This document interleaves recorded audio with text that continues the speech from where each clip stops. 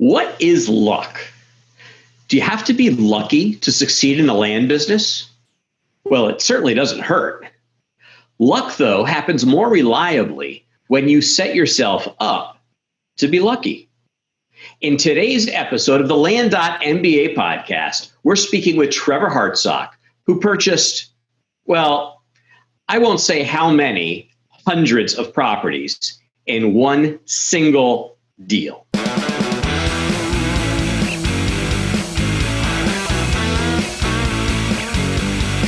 Welcome to the Land.MBA Podcast, where we go deep into the business of land investing. Trevor, what's going on, buddy? Hey, Howard. Hey, David. Thanks for having me. Absolutely, man. Thanks for taking time out of your busy schedule and processing those hundreds of properties. When you say busy, I mean, for the average person, busy means, I'm sending out mailers and I'm doing deeds and I'm, whatever. But that is, of course, what Trevor's doing, but that's in between his much more exciting job of flying jet airplanes. I've got a lot of little part-time things I dabble in, Howard. So you're right. It keeps me busy. I do a little bit of flying. You are the Tom Cruise Top Gun land investor. I guess. So for those of you who don't know, Trevor Hartsock, and I have to forgive him for this because it almost ended our friendship because he decided to go into the Air Force now. Part-time. But before that, he was in the Navy. And not only was he an F-18 pilot, he was actually an F-18 flight instructor. He was teaching other people how to shoot and destroy using that amazing aircraft. Good old days. Pretty cool stuff. So Trevor and I go way back. So literally to my first day in land investing. So we went to an event, and before we got there, I sent out a note to people and said, "Hey, does anybody want to meet for a happy hour, on the arrival day?" And the only person that ever responded was Trevor. Yep. So we met over drinks, and it's never stopped. It's been alcohol ever since. Two guys with no friends. Pretty much. Now each have one friend. Yeah. Cool. We're in Orlando for the weekend. Hey, let's meet downstairs at the hotel bar. Yeah, exactly. And accountability buddies ever since. Yeah, it's been good, Howard. Yeah, it's all good. So, well, cool. So you've been. So tell us, how long have you been at this land investing thing? I know because we started on the same day. But how long have we been in? Man, what has it been, about 4 years? 4 years now? 4, yeah. Crazy times. Yeah. And I remember, you're a very humble guy, and you said, I just need to do this little thing, and I'll be happy. And of course, now 4 years have gone by, and we're bringing you on because of this absolutely insane little bit of success that you've been managed to achieve, which is crazy. So cool. Yeah, well, success comes with, obviously, you just, work at it, never quit. And I guess success can be defined in several ways, but I do feel very blessed. So let's not leave our audience in suspense right now, because I kind of set this whole thing up, which is, I won't tell you how many hundreds of properties you bought in a single swoop of acquisition. But so how many properties did you buy in a single swoop of acquisition? It was a little over 400 lots of varying sizes, but some of the lots were connected. And so when it's all said and done with, when the county pairs them up to send out the tax bills, there's about 125 APNs. But more properties than that. Yeah, it was over. You sell a property without an APN. So what happens if we bought a whole city block and there was 50 or 20 lots in there. So since they were all touching and side by side and made up one continuous piece of land, they just put it under one APN is what the county did. You could break it up if you wanted to, but So you can subdivide it into separate lots. So over 400 lots, but 125 APNs. Yeah. So are you just selling them per APN, or are you splitting some up? We broke up a couple. Gotcha. But most of the time, especially on like eBay, I just pick out the one lot, one APN. Those are the easiest. Gotcha. Very cool. So tell us how this deal came about. Give us the soup, the nuts, the details, the tea. Well, the bottom line is you just always have to keep the mail going. You always got to keep the phone ringing. So, the truth is I partnered up with a guy to do a mailer, and he had done a mailer to California, and I don't want to do any more business in California. And he called me up and said, "Hey, this lady's got some property in Missouri. I have no idea about Missouri. Would you take a look at it?" I looked at it. I said, "Dude, offer $500, I'll buy it." And we did. And like 2 weeks later, we sold it for $5,000. So piqued my interest in that area. And so I decided I'll send some mail there. So I got a mailer together and just threw it in the old LandSpeed mix. And I got a phone call, a really good phone call. Yeah. So this guy calls you up and he says, "I've got a few properties I want to sell you." No, actually, he called me up and said, and I've heard it too from like the gurus, and never know when the letter will hit the right person. And like, no kidding, it played out exactly like that. The guy said, "Hey, we got your letter. I don't know, you must have psychic powers or something, but no kidding, me and my whole family had just gotten together to talk about what are we going to do with all this property." And this family was living in California and had all this land in southern Missouri. He said, we've decided we don't want it anymore. And literally, your letter hit our doorstep. And his exact words were, "I'm going to make you the deal of your lifetime." And then he said, "Make me an offer." So then it was up to me, to do some legwork. Okay. So you sent a mailing to California, ended up with a property in Missouri. So then you mailed in Missouri, and now you're dealing with a family in California. Crazy. You can't make this stuff up, man. Connect those dots. That's what the mail can never stop. You never know. Yeah. So he said this was like Thanksgiving time frame. So he said, "Hey, make me an offer," which I had. This is a little county. I'm not sure. I don't know. They're probably still on America or whatever. Like the data was kind of it. So I spent a lot of time. I normally don't do this, but I spent a lot of time going through the properties, and I basically set an emotional value and what I thought maybe an actual value was for each property. I don't recommend doing that because it took me a lot of time, but more money to buy property. So I wanted to make sure if I was going to do this, I give it a fair shake. And my emotional price was $15,000, which isn't a lot.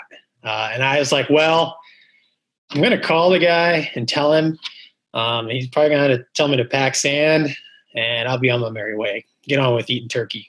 So I called him and said, "Hey, man, I can do $15,000 and I'll pay the closing." And he said, "Do 20, you pay the closing, and we'll call it a deal." And I said, "Okay." Oh, like literally on the spot. And he said, "Oh, by the way, though, this was like late November. He's like, we got to close in 30 days because taxes come due December 31st and we don't pay the taxes." So obviously I had my work cut out for me at that point. So you just, went into, the bank and wrote a check for 15 grand and sent 20 grand. No, 20 grand. Yeah. So, like I alluded to, I borrow money to buy property. Not always, but maybe something like this I did. And so, I just kind of floated it past the people that lend to me, and they really liked it.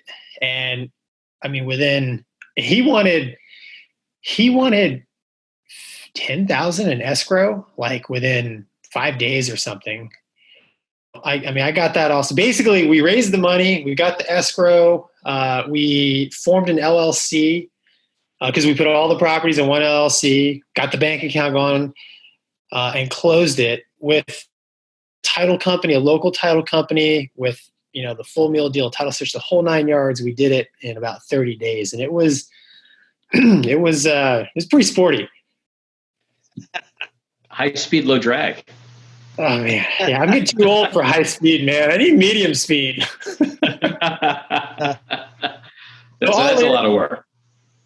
I think like including paying back the people who lent us the money and everything, I think we were right around 32 or 35 grand total in the whole deal. Like, and so you got these 400 plus properties, and I'm guessing that they were not all of equal value. No. Right. So, so next is, hey, great, fantastic, Trevor. You bought a bunch of, you and your buddy bought a bunch of land. Well, now we got to sell it. And we primarily do Florida and out west, not too much in the Midwest like that. So it was still a little risky because we'd never, other than the one property, and that might be a fluke, right? We decided we had some really nice properties and there's water. Some of these properties were basically on a lake. So we got in contact with a local real estate company and basically hired them to sell as many of these as they could. And we gave them a time frame. Howard, you know me, I'm not exactly, I don't have a love affair, if you will, with real estate agents, but say this company that we partnered with, they did a lot of work, and I'm really happy that we did, because they cashed us out of that thing in about 2, and we still had like about 2 months. They had, in about 2 months they cashed us out. And so how many properties did it take in order to cash you out? Yeah, it took about 10 APNs, maybe 12 APNs. 10 or 12 so 12 out of 125. So now you got 113 to that are free. That are gravy. Yeah. Gravy. So I mean, that's how you, I guess, buy property with none of your own money in the game. I mean, I had a little bit in form of LLC and stuff, a couple $100, but a lot of moving parts. But I really didn't use any of my own money, and we got all these properties for free now. So, which is kind of nice. Is it just me, or is it getting harder and harder to count on a job for our financial security? Who would have ever believed that we would go from the lowest unemployment in 50 years to 40 million people unemployed? Whether you have a great job and want to create a second income, or you're recently unemployed, you need to check out Land.MBA, your one-stop shop for land investors. Investing in vacant land is a proven business model that can help you build a reliable and scalable second income. Imagine a business where you love what you do. There's no limit on how much money you can make. You can operate your business from anywhere in the world with an internet connection. And best of all, you can never be fired or downsized. If this sounds good to you, Land.MBA provides everything you need to get your business up and running and delivering income quickly. You get education, an end-to-end video course and optional coaching to help you get started faster and turn your energy into income. You get tools so you can automate and outsource the busy work and stay super organized. You get access to a thriving community of like-minded investors, which is a powerful way to share best practices and develop potential partnerships for growing your business. And finally, you get access to deal financing, so you never have to pass on a great investment opportunity due to limited funds. Our team has over a decade of real estate investing experience and has the knowledge and experience you need to help navigate any investing scenario. And with Land.MBA, we hold nothing back. Because there are no upsells, you get access to all of our combined knowledge right out of the gate. So don't wait to provide your family with financial freedom. Sign up today for Land.MBA's Soup to Nuts Land Investing video course. Just go to courses.land.mba and use coupon code FREEDOM to get 25% off. That's courses.land.mba and coupon code FREEDOM. And let us help you say goodbye to your JOB and hello to financial freedom. That is very nice. So are you selling some on terms, some for cash, trying to create cash flow with them? We've got a couple on terms, but most of them have been, we get right now. So it's been about, I would say it's been, 6 months or so since we sold the last one with our real estate agent. And since then our agreement has expired. So now we're just basically putting them on eBay to sell, because I'm not a big fan of eBay in the sense that the fees are just so high. But when you've got $0 in these properties, well, I really don't care what they sell for, to be honest. Right. Are eBay you has selling them as like buy it now, or are you selling them on auction? auction 99 cents. No. Okay. No, 99 cents with a big doc fee. Is that how you're doing them? 199. I know, Howard. I can hear it. I can hear it. 199 doc fees. I started at 99 because I'm like, no one's gonna buy this, man. And then people start buying them. I'm like, I gotta raise the doc fee. Yeah. So I got to tell you the truth. The average person has no idea what a doc fee is. It's a cost of business. We're not buying, kitchen gadgets here. I mean, this is land. Right. And, whether it's $199 or $499, most people will probably not think a whole lot out of it because they're saying, yeah, but I got the property for like $2.99. Right. And they're going to discount the doc fee. It's just a psychological thing. And they're going to say, I got this. And when I guarantee you, it doesn't matter what you charge for the doc fee, when they tell their friends about it, I just bought this property for $2.99. Yeah. Right. They Closing costs of 99 cents. Well, that's what, I think who talks about that? Justin talks about that in his Coffee Money real estate book about, you could sell these things you go buy the over-the-counter stuff in Arkansas and then sell them on eBay for, $10 with a $400 doc fee. That's it. Totally. Yeah. The thing is, I sit here and say, I got this land for free. I sell it on eBay. But there really is an effort of, when you have an Excel spreadsheet, it's like, okay, which properties were sold? Of course, I have VAs who help me, so we got to be on the same page, and they're the ones creating a lot of the paperwork and the deeds and everything. So, like, the logistics of just making sure I don't sell the same property twice or whatever, there is a little bit of work. So I feel like I've earned the doc fee. Like, I don't feel bad at all charging them for the doc fee. And I'm able to electronically record their deeds, right? So that's a couple bucks for a little property. Are you recording it for them? Yeah. And you're paying for that? And you should be charging a higher doc fee.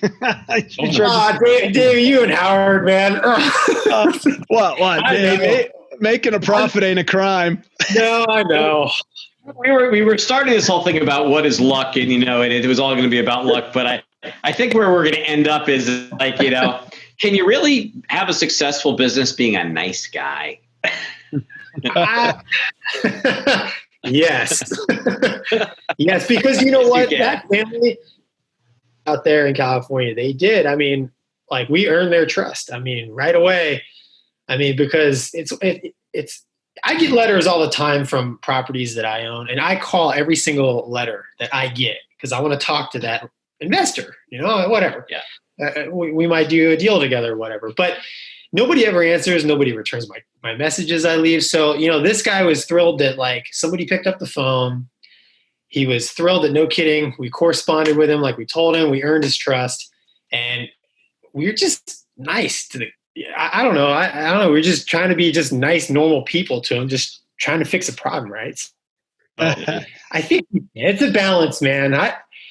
That's how I see it. Funny. That's funny about the story about calling other investors back when you get their letters. I normally toss them, but there were, sometimes I'll open them, and there's been 2 times where I opened it and saw that, man, these guys are really offering too much. I know this area, and so I called them up, and I recognized their name. I didn't know them, but I recognized their name, maybe from Facebook group or something. And I called them up just as a courtesy to, like, mentor them a little bit. I knew they were beginners. I'm like, your offers are too high. Did you get a really high response rate from this mailing? Yeah, but no deals. Yeah, man. I mean, you give and you get, right? You're nice to people, and you never know, man, what might come around. That's just me. You're right. Karma, man. Yeah. As my son always says, karma comes around and it bites you in the ass. It might. Exactly. So you better be good. Sweet. All right. So luck. Let's just talk about luck here for a minute. How'd you get so lucky? Well, we talk about it all the time, when preparation meets opportunity, right? So, I mean, I was prepared. I'll be honest with you. I didn't feel prepared to buy that many properties, but when that opportunity presents itself, I had enough of a business behind me where I was pretty confident I could do it. And that just stems from, you just got to start one day, sending out mail, picking up the phone, make mistakes.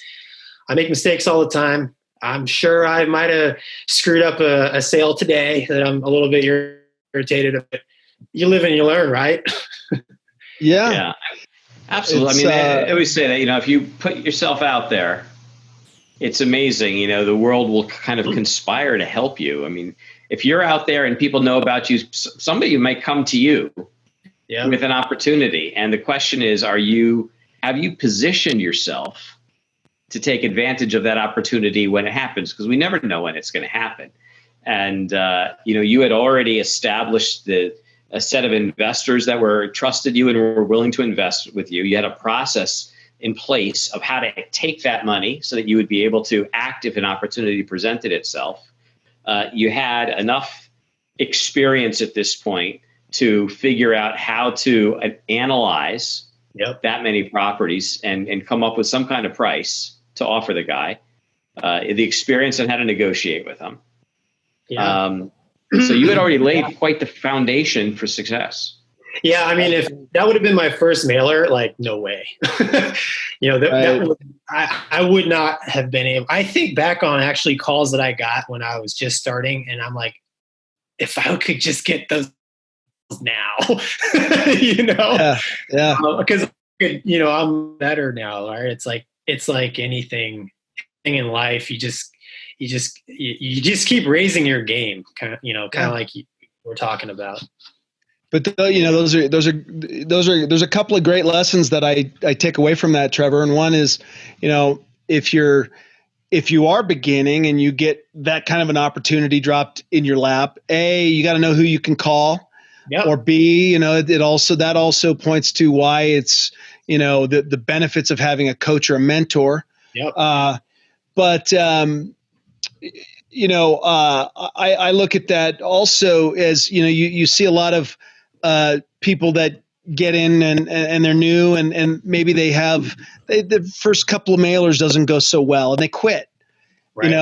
And you talked about it earlier, never stop the mail. Yeah. Mailing and marketing, and you just have to be consistent because we've all have you ever had a skunky mailer? Oh, dude, my first one. Yeah, I remember when we first met. Yeah. Before I arrived at the event, I sent out 2,000 mailers. Oh yeah. And I put a picture of me up there. Here's me with a stack of 2,000 letters, sticking them into the post office. And I guess that's why you called me. It said, I'll meet you downstairs for a drink, because you were feeling bad because you hadn't mailed yet. David, and that's what got me. I mispriced everything. I had no clue what I was doing. It was a complete cluster. And David, that's what got me. I saw this guy named Howard Zonder. I'm like, that's kind of a funny name. And there's no way this guy's going to beat me on his first mailer. That's freaking hilarious. Yeah. But no, it's about, people out there. If you're new and, you've struggled a little bit, you got to just keep putting one foot in front of the other and keep, don't get shiny object syndrome, be focused and just keep applying the principles. And, you get a base hit here and a base hit there and maybe a double. And then all of a sudden, bam, and I have never done a deal that big, but I've got multiple stories where, because I was sending mail out and touching people, things came back later to me. I did a deal with a guy 2 years ago and, I bought 3 properties from him. He was a tax lien investor. And, we had a good, pleasant experience, did a good deal. And he calls me back, a couple years later and asked me if I wanted to buy a couple of properties. And anyway, it turned into 16 deals that, making good money off of them. And he's got more. So you never, I tell people all the time, you wake up one day and it's like, man, it's been a horrible week in the land business. And then you get one phone call that just totally changes your whole week, your whole month. Yeah. You just never know. It's like a box of chocolates, right? You never know what you're going to get. And it's so true, but you will never get anything unless, like you said, David, you're trying to reach out there to people. And the best way that at least we do it in this business, send out mail. And we've all tens of thousands of dollars, but it has turned around and brought in, more. So it does work. It just takes time. I mean, it's like going to the gym. You don't walk in one day out of shape and walk out the next day fitness model, Right. So You might. Yeah. Well, today you might have problems even buying a pull-up bar. that's true. That's true. Hey folks, my name is David Van Steenkist, and I've been a real estate investor for over 10 years. I've used lots of different tools, but none of them has done for my business what LandSpeed does. LandSpeed covers every step in the land investing process, from ordering mailing lists to marketing, sales, and closing the deal. What I really like, though, is it anticipates my needs. When I think, I wish I had a quick and easy way to evaluate return on investment on a potential property, look no further, LandSpeed does it. If I want to edit a deed after LandSpeed creates it, it can do that too. Most systems just stick you with a PDF that's uneditable, and you got to go back into the system and edit the fields and do whatever you need to do, and it's a real pain in the rear end. LandSpeed simplifies it. If I want to send 1 or 5 or even 40 neighbor letters at the click of a button, bam, LandSpeed does it.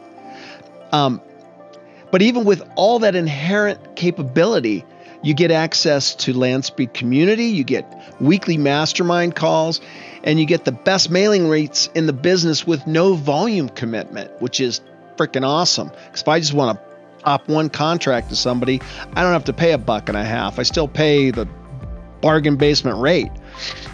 And on top of that, customer service is stellar, quick, and they just do a great job. I've been very, very happy, very pleased with it. And look, I've been running my business on LandSpeed for over 2 years. So take it from me. If you're serious about your land business, then check out LandSpeed at facebook.com/landbizautomation. That's land, B-I-Z automation. And if you want $100 off, tell them you heard it from me, David Van Steenkist, on the Land.MBA podcast. Hey, Luke, we're talking about you, buddy. I was trying to find some dumbbells, and man, you can't find any online. If you do, people are asking like 5 times the price for them. Any fitness equipment. I sent my kid, David. He's 25 pounds. He's about the right weight for doing everything. That's right. Leg, arm. I'll do the 25. I'll send you my 11-year-old. You're stronger. That's right. That's right. So yeah, it was the same thing. So I started LandSpeed, making great relationships, because it wasn't. Customers, but I really feel like I've got great relationship and a friendship with most of my customers, except this one guy came in and he was kind of a complete jerk. But I put up with him for a while, thinking maybe it would get better. And then eventually I started a company with him.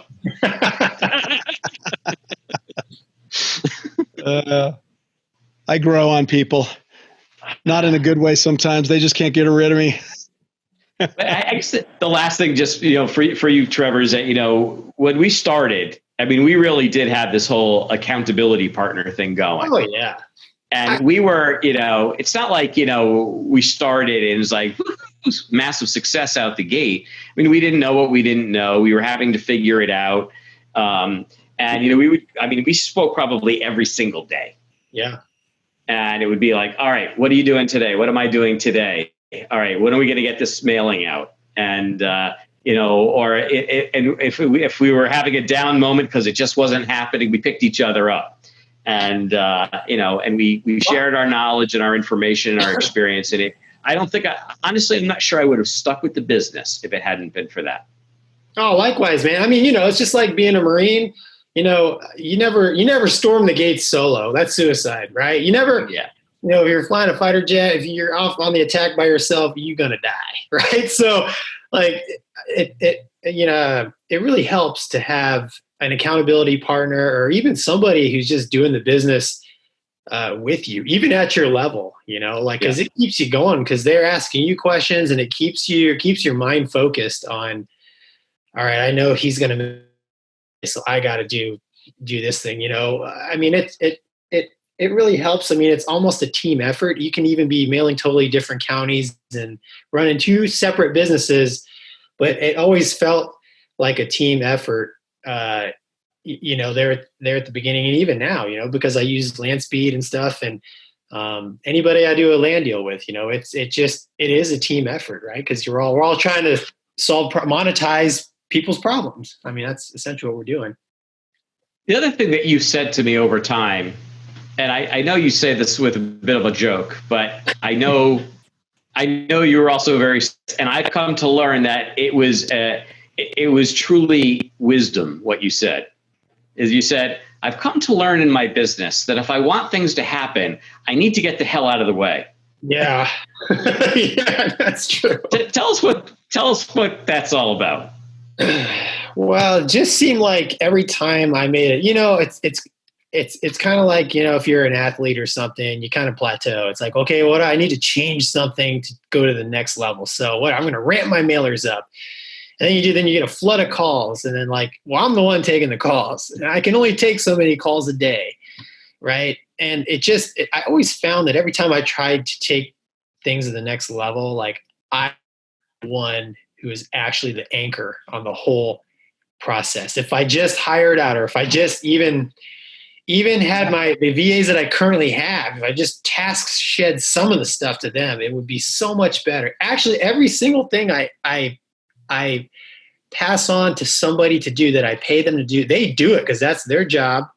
They do it now. It gets done, if it's me doing everything, the kid cries, I got to go change a diaper, the UPS guy shows up, dog starts barking, I'm answering the door, I come back, I forget what I'm doing. But the people that work for me and I pay them, I mean, they're focused, and that focus is what drives things to the next level, is what I've found. So if I can just get my fat head out of the way, I'd probably be like a mini little Asian Trump right now.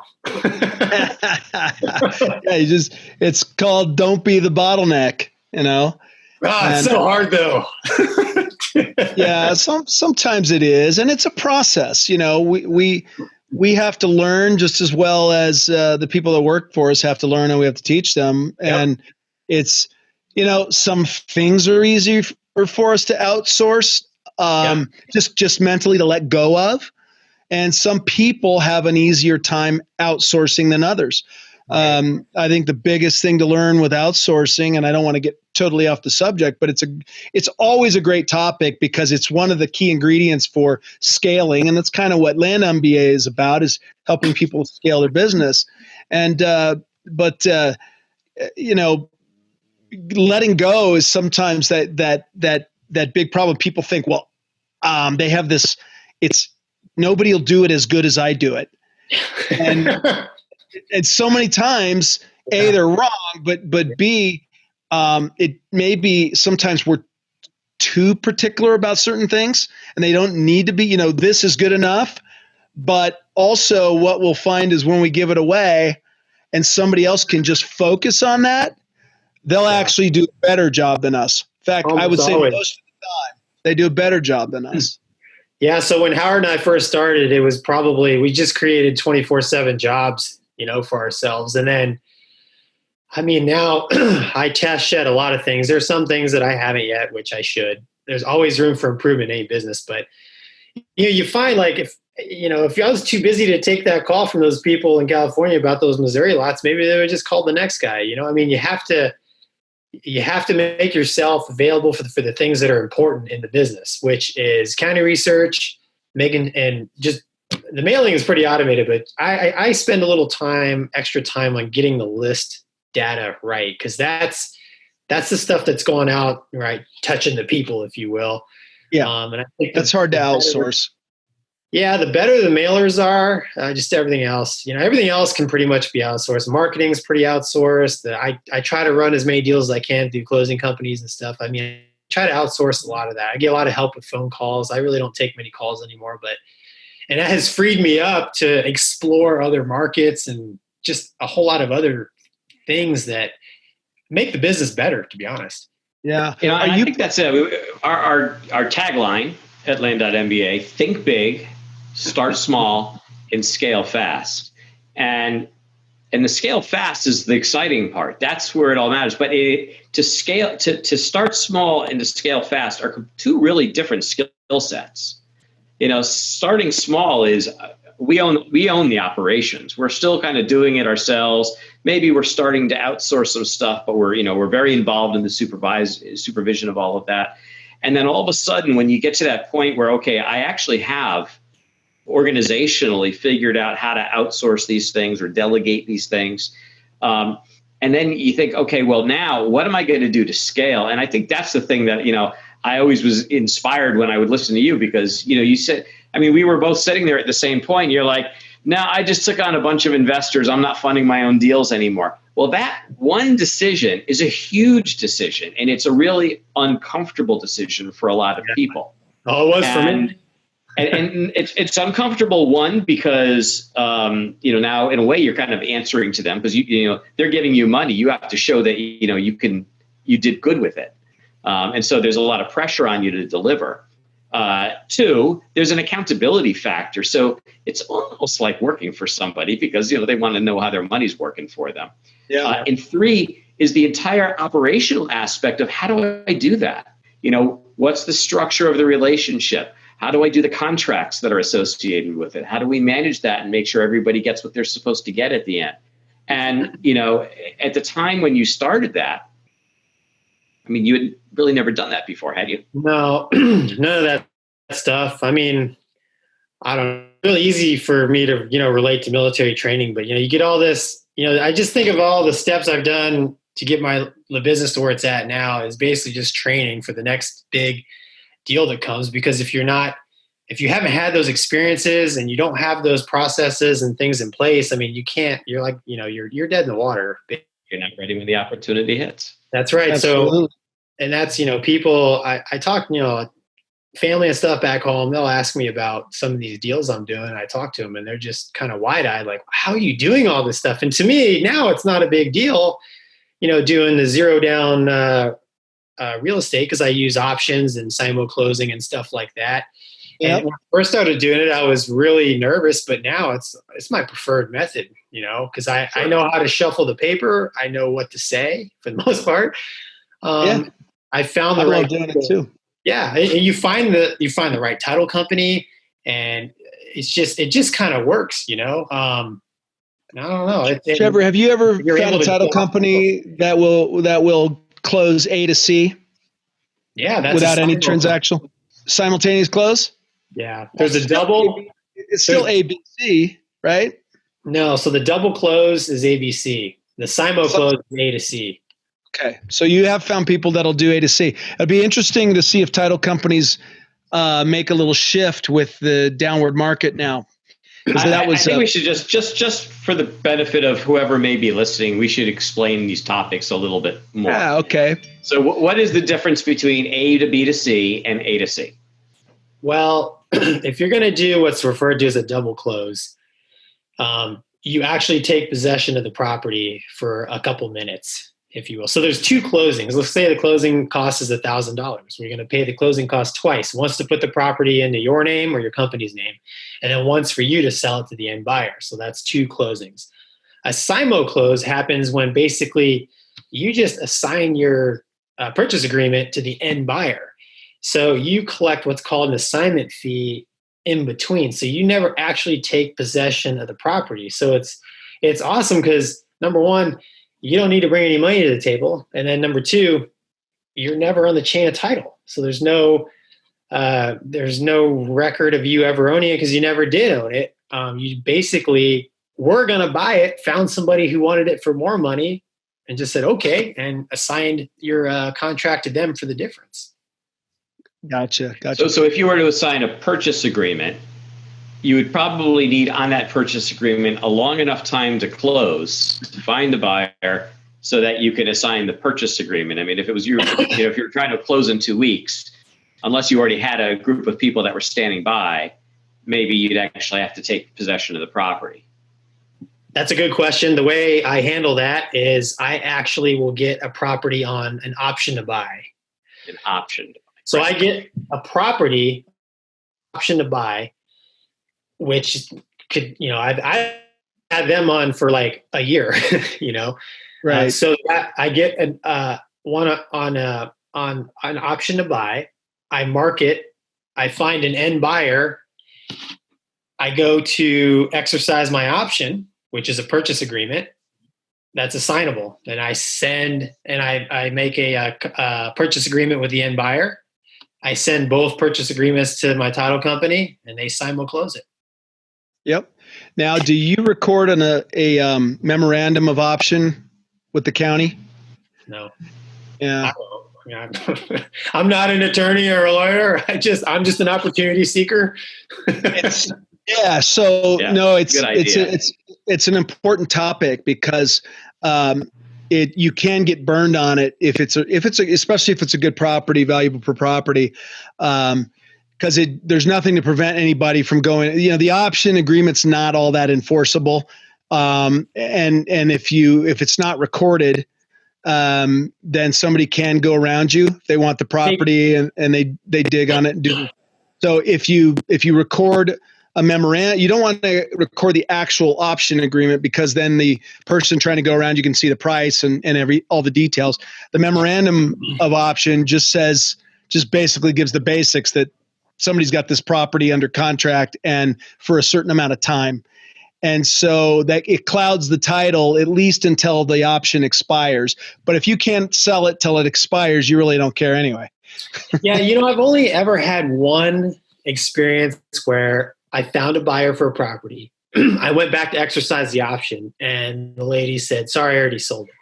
So usually when I set up an option, I just try to keep it I try to have the family business mentality, right? I just tell them, hey, listen, put an option, won't cost you any money. All I ask is you just call me if you sell it to somebody else. That way I don't spend the money marketing it. And pretty much every single person has been real happy with that. I've come to the end of the option agreement, called them, said, hey, sorry, can I get another 3 months? Sure, please, and I keep them in the loop with marketing leads that I'm getting, but it's been really effective. And, you bring up a good point, David, I don't want them to see how much but if you do a simul-closing, everything was going to be on the HUD statement. So it's very legitimate. In fact, I got one in title now. It's 40 acres. It's about a $20,000 spread. Nice. And the end buyer has an attorney handling the deal. So his attorney said, hey, listen, I see you have this on assignment. I need to see the paperwork that you have with the current owner. And the reason is we just want to make sure you're not trying to hang on to mineral rights. Okay. So I said, okay. So I sent him the purchase agreement. So he knows both numbers, and he just sent him back, hey, looks good. Send it. We got, I've got the money sitting here. I mean, a deal's a deal, man. If that's fine. What I was referring to though is if someone's trying to go around you. So you've got an end buyer that has integrity. They're using their attorney. They're still going and seeing what the details are, but they're doing an integrity deal. I'm talking about somebody that wants that property, wants to figure out how much you have it under contract for so they can just outbid you a little bit on it. And so if that memorandum of option, you can electronically record it. It's really easy, and it clouds the title, which is just a good safety thing. I've been doing the same thing you're doing, except I haven't been using the assignment. I've been doing a traditional double close, and I've done a bunch of them. Never had a problem, so I got a little lackadaisical about it. Last fall, 2 deals in a row, I lost. I didn't lose them, but I lost out on $20,000 worth of profit. I had buyers and done deals. Yeah, well, that's a $20,000 lesson, right? Yeah, exactly. So I haven't been to that school yet, David, but I'm sure I'm on the way.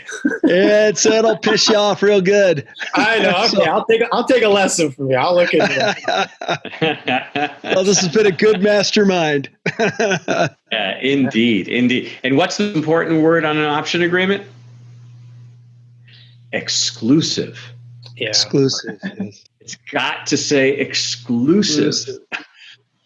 Yeah, most people I do options with, they are just somebody is going to put some effort into trying to sell this land that no realtor has ever been able to sell, that I mean, they're just super pumped that I'm interested in selling their dirt.